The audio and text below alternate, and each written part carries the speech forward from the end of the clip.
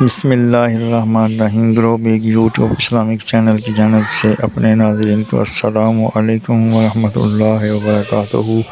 آج ہم اپنے ناظرین کو حج کی اقسام کے بارے میں بتائیں گے کہ حج کتنی قسم کا ہوتا ہے۔ حج تین قسم کا ہوتا ہے۔ نمبر 1 تمتع حج، نمبر 2 حج قرآن، نمبر 3 حج افراد۔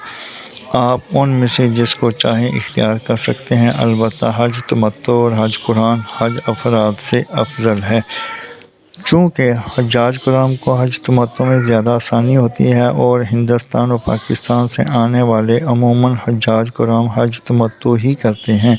اس لیے حج تمتع کا بیان پہلے قدر تفصیل سے کیا جائے گا، حج قرآن اور حج افراد کا ذکر بعد میں کیا جائے گا۔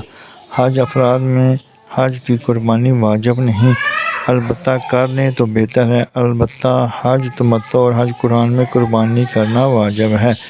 وضاحت: مکہ مکرمہ اور اس کے قرب و جوار میں رہنے والے حضرات صرف حج افراد ادا کریں گے، کیونکہ حج تمتع اور حج قرآن میقات سے باہر رہنے والوں کے لیے ہے۔ حج تمتع کے مہینوں میں میقات سے صرف عمرہ کا احرام باندھیں اور عمرہ کر کے احرام کھول دیں اور گھر واپس نہ جائیں، پھر 60 ذی الحجہ کو حج کا احرام باندھ کر حج کے اعمال ادا کریں تو یہ حج تمتع کہلائے گا۔ حج قرآن: اگر میقات سے حج اور عمرہ دونوں کا ایک ساتھ احرام باندھیں اور ایک ہی احرام سے دونوں کو ادا کرنے کی نیت کریں تو یہ حج قرآن کہلائے گا۔ یہ احرام 10 ذی الحجہ تک بندھا رہے گا۔ عمرہ کر کے احرام نہیں کھلے گا، بلکہ عمرہ اور حج دونوں کی ادائیگی کے بعد ہی احرام کھلے گا۔ حج افراد: اگر میقات سے صرف حج کا احرام باندھیں اور احرام باندھتے وقت صرف حج کی نیت کریں تو یہ افراد کہلائے گا۔ یہ احرام حج سے فراغت کے بعد ہی کھلے گا، کیونکہ اس میں عمرہ شامل نہیں ہوتا۔